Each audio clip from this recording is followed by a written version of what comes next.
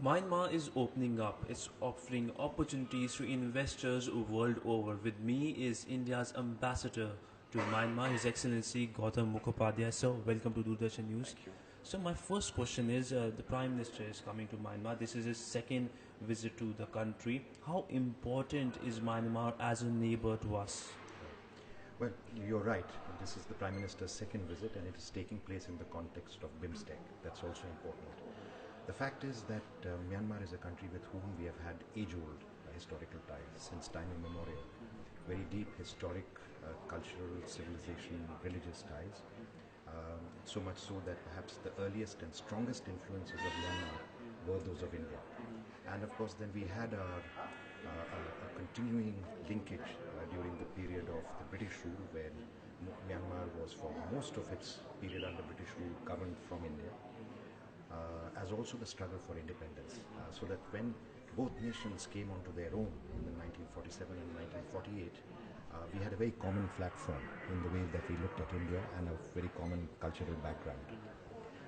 BIMSTEC also in a way helps bring together these cultures that were not previously divided by boundaries and the harder boundaries of present times. So Myanmar is important to India, firstly as a neighbor with whom we share 1,600 kilometers of land border and 1,600 kilometers of maritime borders, because of the historical and deeply cultural nature of our relationship, because of the close political ties that we forged during the struggle for independence, and because of the close economic linkages that we forged during that time, as well as are poised to do once again. So my second question is the fact that Myanmar is going through serious political and economic reforms. The country is opening up. Recently, there was telecom auction also, in which perhaps one of the Indian companies also took part. So, where do you think it's an opportunity for Indian investors, and how will it help India in a larger picture, if we see? Right. Yes, Myanmar is in the throes of some very major transitions, and if you see what they have accomplished in 2 years between 2011 and 2013, it's quite remarkable, and it's a very steady transition. There are challenges. Every transition will have its challenges. Myanmar challenges are great, because for 50 years they were effectively cut off from much of the world. But the international community is responding to these transitions and to these reforms, and India has I would say, a kind of fraternal and an emotional desire to help in this context, and this is in fact manifested in the area of business as well. The number of Indian companies who have come to Myanmar to look for opportunities, to look for partnerships, is not only motivated by business considerations. A lot of people are coming out of a kind of pro-Myanmar sentiment. Some businesses that used to be active here in the past are also coming back once again, just to revive that memory. Now, I would say opportunities are endless, because Myanmar is a resource-rich country. It's also a country with a good talent pool, with a good human resource pool, with a good cultural discipline behind them.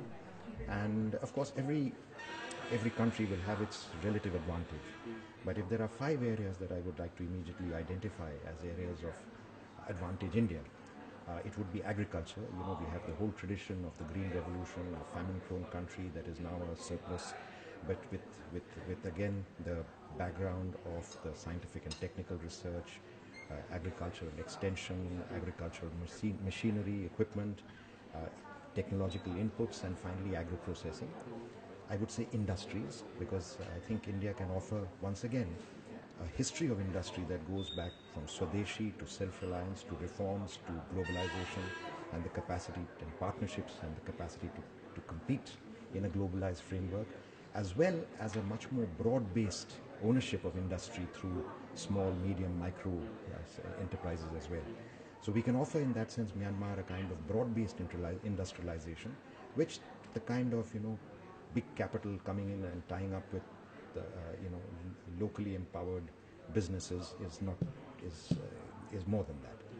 A third area is the whole area of English language based education, training, and skills development. As Myanmar reforms, it needs capacities in these areas. It needs its human resource trained in these areas and capable of responding to market demands in these areas. And India, once again, thanks to a period before the 60s, has had a very strong education relationship with Myanmar.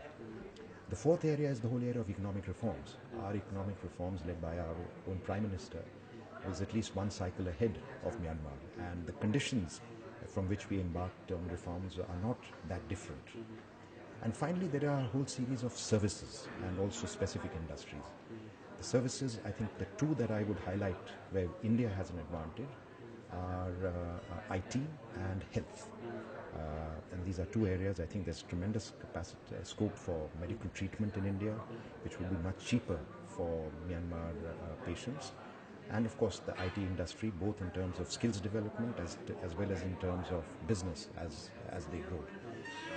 There are also, very specifically in the industries, there is a desperate need for power. Indian power companies are responding. There's a desperate need for construction equipment. Indian companies are looking at opportunities for investing in cement here. And in the specific industries, textiles market has opened up. They have GSTP for Europe now, so there's an export market that Indian textile industrialists could look at. There is the pharmaceutical industry, which has a very good reputation here. And I think a whole area of light industries and assemblies for heavier industry is possible for India. So specifically now talking about economic relations, we know lots of Indian companies, as you just talked about the fact that lots of Indian companies are ready to invest in this country since the country is opening up. How about India getting an economic benefit because of Myanmar opening up, specifically the northeastern part of India? So, I think the basic terms of reference right now would be that Myanmar is a resource-rich country. So that's an offer, that's an opportunity for India to benefit. Take, for example, timber. We import a lot of timber. But now they also want to value add and industrialize. So we can help in that capacity. So in a way, we need their resources, but they need value adding. We can have both by having the resources and having value-added resources. It's also true not just in terms of forest resources or primary resources, it's also true in terms of agriculture. Two of our largest items of import are beans and pulses. Now, once again, there is scope for sorting, for processing, for packaging, for marketing, and marketing not only for the Indian market but also for global markets. And you may remember that very recently one of our chambers had organized actually a kind of Africa-Asia business meeting with a specific focus on Myanmar to be able to give an opportunity for Myanmar too. So, India has been doing that. As far as the Northeast is concerned, we have been working, if you see the visits and things that have taken place in the last 9 months, you will see that we have invited 2 chief ministers from the border regions to Manipur. 2 chief ministers from our northeastern states have been here. Another has been invited to come here. There is a lot of movement of business people and regional ministers now for regional trade events in the northeast. A lot will depend on what are the resources that either side has. Clearly for Myanmar at this moment, the resources are mainly agricultural and resource related. As far as India is concerned, Manipur is a very good example. It's an example that can also be followed by others. That, for example, Manipur has medical, health, diagnostic as well as education facilities, again English language, which are of interest to Myanmar. In Nagaland, for example, they have set up cement factories which can export cement to Myanmar. In Mizoram, I think there's a tremendous possibility for replicating or at least giving examples that can be tested out in the Chin state, the adjacent Chin state of Myanmar. So I think really one needs to look at the advantages or at the USPs of our specific states and build cross-border relations around that.